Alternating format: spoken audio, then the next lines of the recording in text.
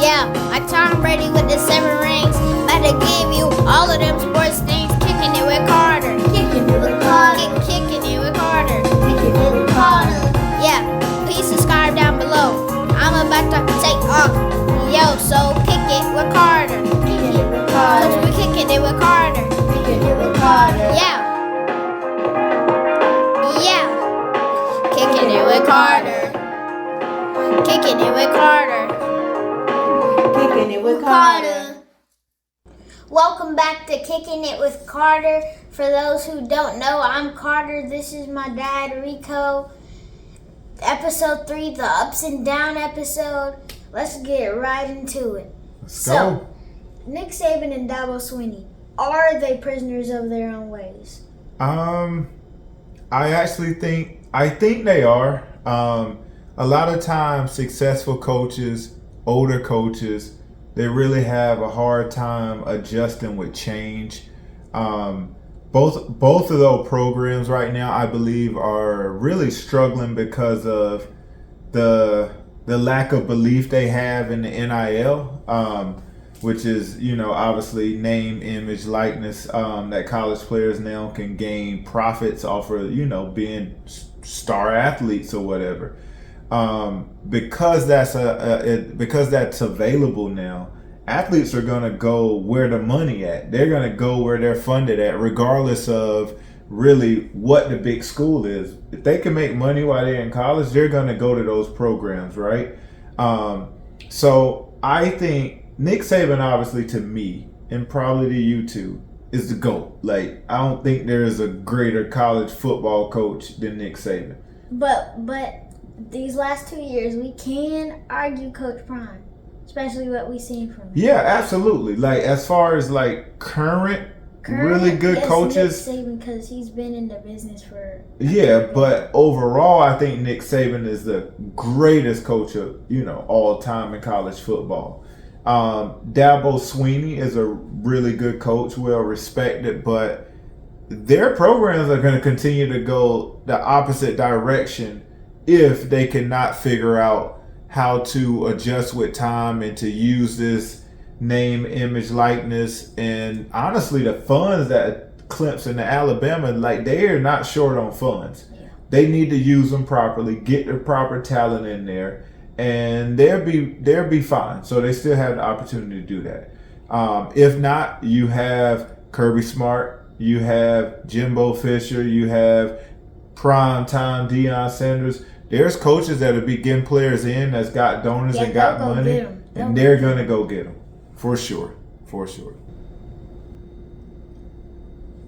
All right, Karter. We got to talk Miami Dolphins. I got to give you props. That was one of your upset alert teams from last week. You said the Dolphins could go in SoFi and pull out a big win there. I got to give you props for that.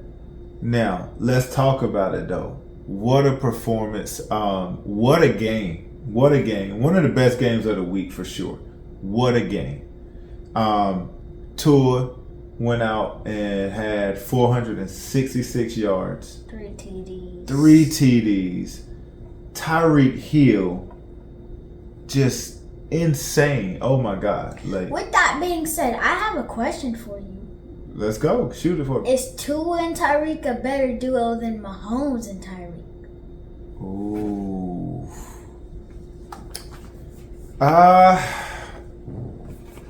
No. I'm going to go with no.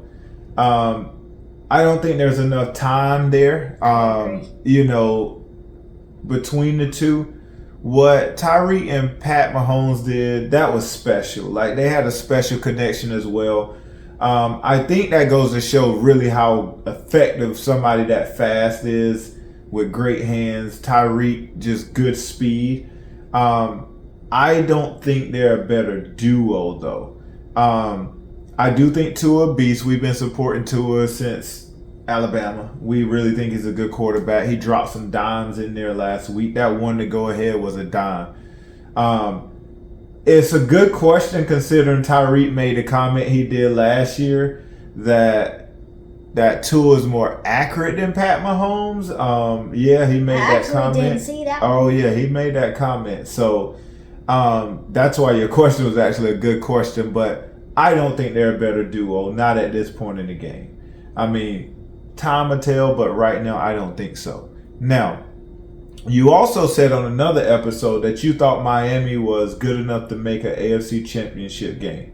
What are your thoughts after kind of seeing the real deal in first week?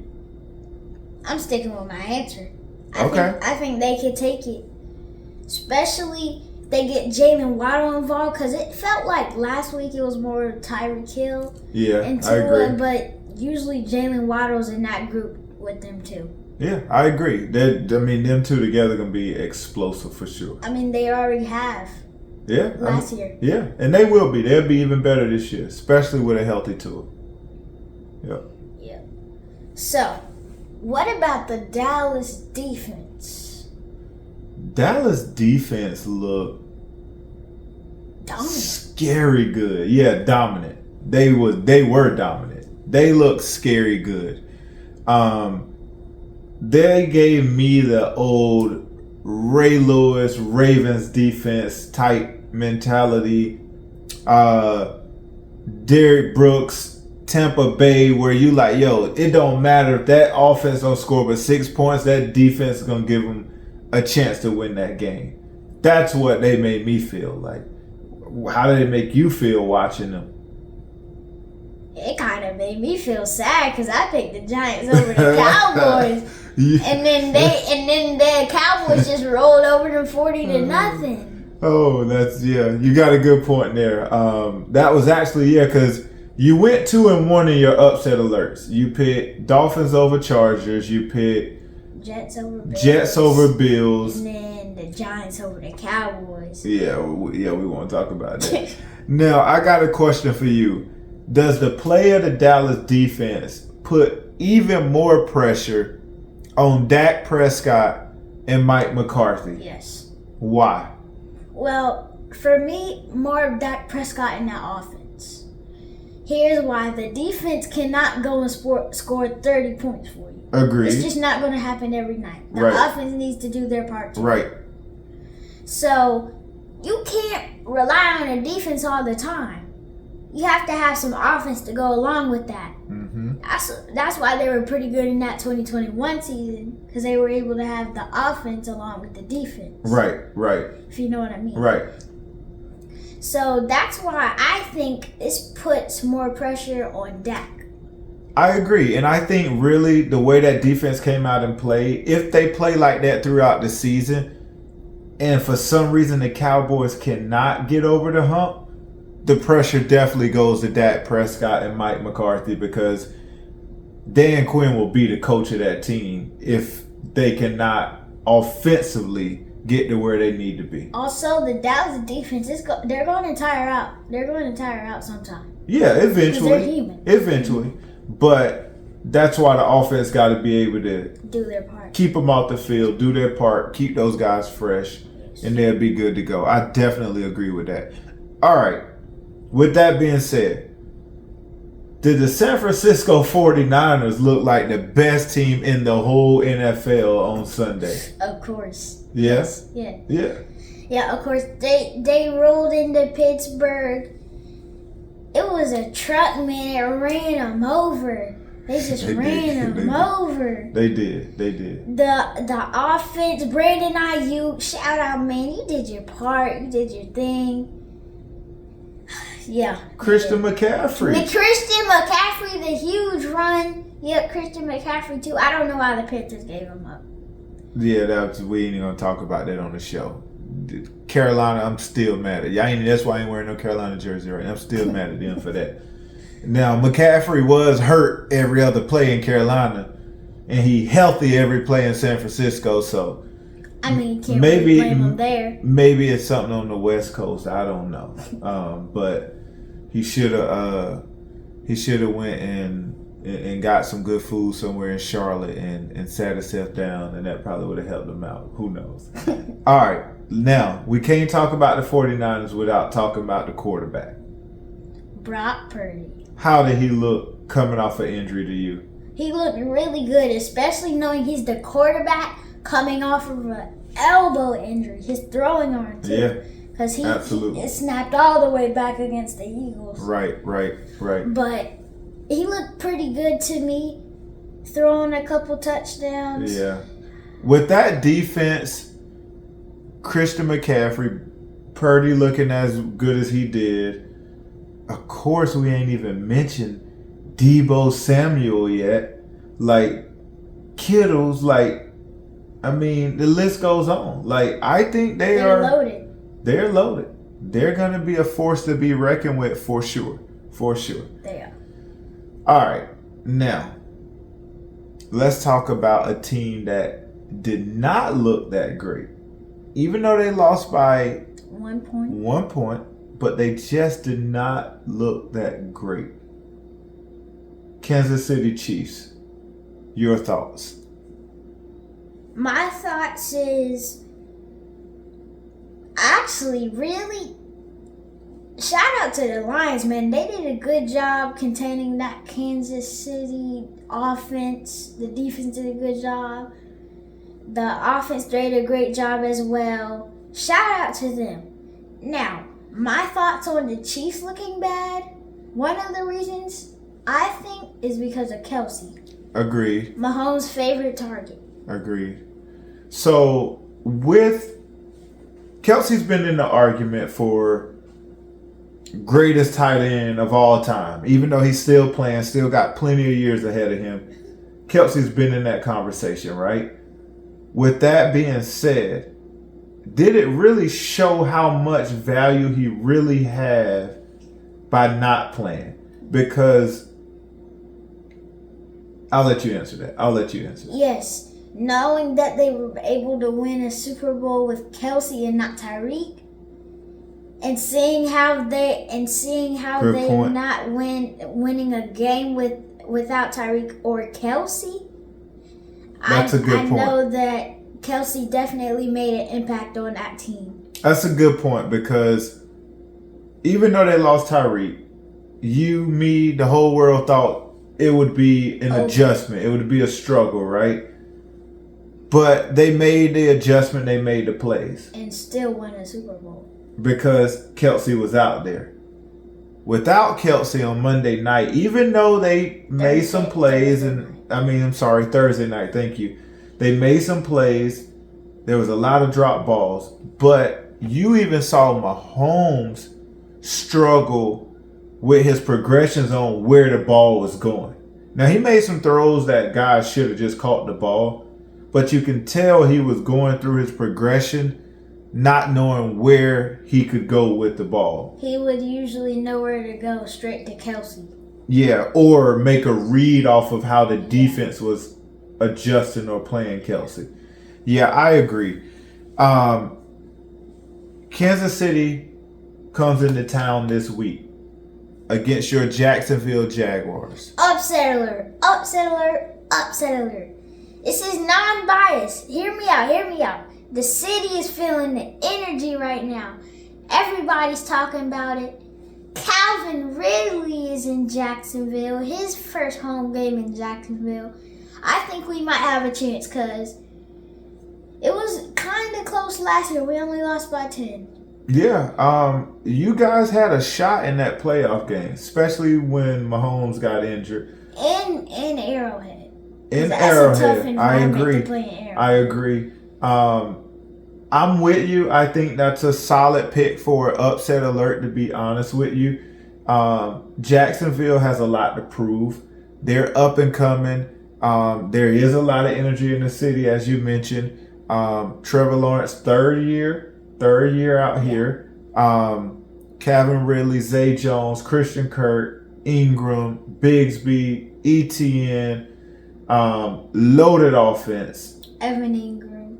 Yeah, Evan Ingram. Loaded offense. Fantastic offense. Defense, you have your boy Rayshawn, Josh Allen. Andre Cisco, Trayvon Walker. Yeah. Adam Gotsis is loaded. Yeah. So I think the Jags is a solid pick this week for an upset alert for sure. Non-biased, right? Right. All right, I'll give you that. Non-biased. I will roll with that. Hey guys, you will not believe what happened earlier this week. I went down to Everbank Stadium for the special event they were hosting. Shout out Jacksonville Jaguars. They did a great job like they do every year. Yes, they do. But let's get to the point. I'm about to show you a clip of this next, but let me tell you. I got to interview Jamal Agnew, Andre Cisco, the person who helped set it up, DJ T-Roy, 93.3 to beat Jams, here in Jacksonville. Shout out to all of them. Shout out T-Roy. Yep, check it out. Any questions for us? Listen, this is my homie right here, Kicking It with Karter. He got a sports podcast. Make some noise for Karter, man. Karter came up to me, he said, yo, T-Roy, I got 2 questions. And I said, all right, what's your first question and who's your first question for? Okay, my first question is for Jamal. Now with Chris Jones playing, is that going to change the offensive game plan?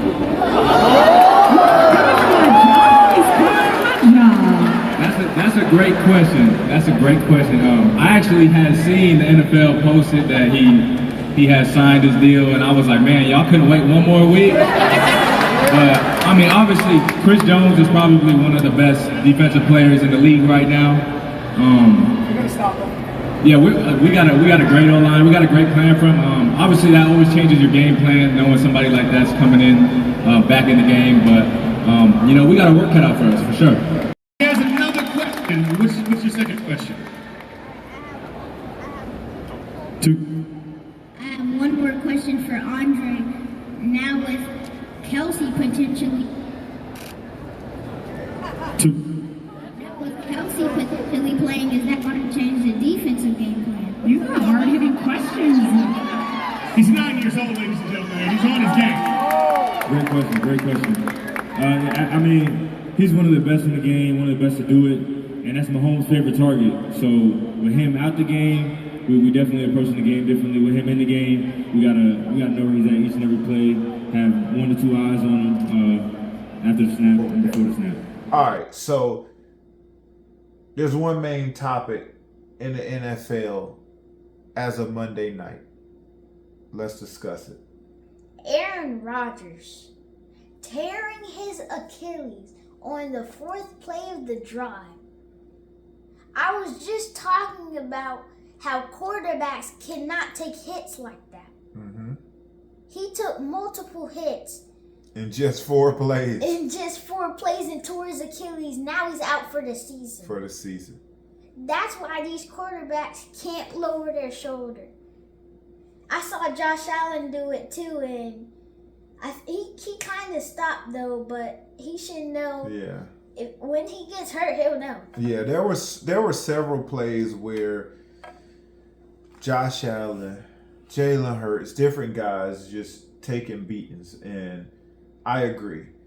Aaron Rodgers took a beating in 4 plays. Like, I'm sitting there like, he is getting beat down. However, you called it too, because you said you saw him get up limping. Yeah. I mean, it just looked like a bad play even before the commentators did it.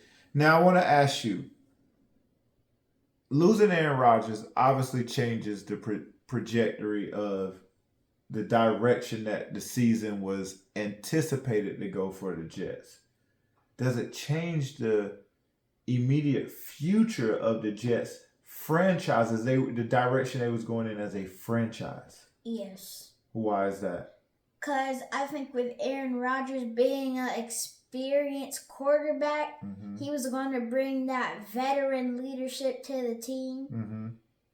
And now with him being hurt, he's still going to at least try to make an impact, but from the sidelines. Right. I agree. I think the Jets was going all in like a 2 to 3 year window with Aaron Rodgers, with Super Bowl aspirations. I really thought they were. That's what every team has, a Super Bowl. They do, but they don't always have the players to to line up with that. That Jets defense is real. Sauce Gardner, shout out. Yep. And I think they had a legitimate chance for sure. All right. Last question about Aaron Rodgers. Is this how he hang up the cleats for good? Will he retire? He's going to stay at least another 2-3 years. 2-3 years? Yeah. You don't think he can end like that? Nah, he's not going out like that. He's not going out with the hurt Achilles on the 4th play of the drive. He's not going out like that. I agree. I think... Should he? Yes. Will he? No. All right. That's a good point. Yeah, because I agree with that. Should he? Yes, because he's getting older and whatever. But the competitor, the athlete, the warrior in you can't go out like that. Absolutely. I mean, I can see it. I can see why he doesn't retire. I can see that. Absolutely. Absolutely. All right, guys. Thank you so much for tuning in so far, following us on social media, liking all of our posts. We really appreciate everything you guys have done so far. We're still up and coming. We're still looking for a way to get the merchandise out. A lot of you guys are asking about it. We're working on that. So thank you for that. We're still looking for anybody you know. Tag them on Instagram, my videographers, editors, social media team, you name it, we looking for it. We open for business, baby. And in the words of Coach Prime, we coming. We coming, baby. For sure, we coming. So this is actually one of my favorite parts of your show, the Mamba Moment of the Week. So for the ones that are joining us for the first time, the Mamba Moment of the Week is really Karter taking the best play he's seen over the last week, or the best overall clutch performance throughout that week that really represent that mentality that Kobe had on all athletes, not just basketball players. So with that being said, Karter, who you giving your Mamba Moment of the Week to this week? First, I have an honorable mention. Tua Tagovailoa, quarterback for the Dolphins. 466 passing yards, 3 TDs. Mm-hmm. He really synced with Tyreek. Yes. They look good together. They had a good day. They had a good day. But the Mamba Moment / play of the week in New York. Aaron Rodgers hurt on the 4th play.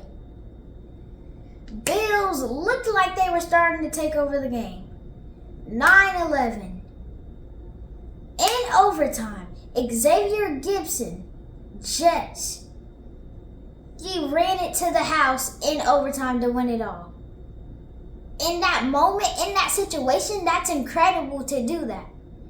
With your supposed to be starting quarterback hurt, tore his Achilles for the season, for you to go make that big play and win for the team, that's incredible. Shout out Xavier Gibson. Shout out Tua. Good job, guys. Good job. I know you guys been waiting for this. Stay tuned for Carter's Pick 6 up next.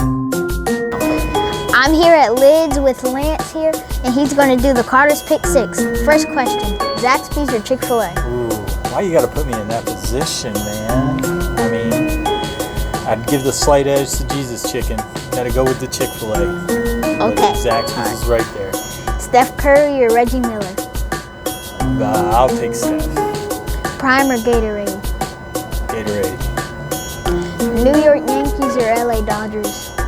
I will take the Dodgers I will take the Dodgers because I don't like the Stankies. That's what I call it. Soccer or football? Football. Bacon or sausage? Sausage. I'm here in Foot Locker with Drew, and he's going to do the Carter's Pick 6. First question, Zaxby's or Chick-fil-A? Zaxby's. Prime or Gatorade? Gatorade. Steph Curry or Reggie Miller? Reggie Miller. Bacon or sausage? Bacon. Football or soccer? Football. New York Yankees or LA Dodgers? Yankees. With Jeff, and he's going to do the Carter's Pick 6.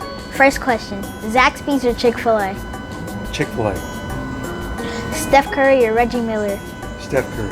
Prime or Gatorade? Gatorade. New York Yankees or LA Dodgers? Yankees. Soccer or football? Football. Bacon or sausage? Huh? Bacon or sausage? Ooh, bacon. All right, I'm here with Nikki from Locker Room, and he's gonna do locker lids. He's gonna do Carter's pick 6. Okay, first question: Zaxby's or Chick-fil-A?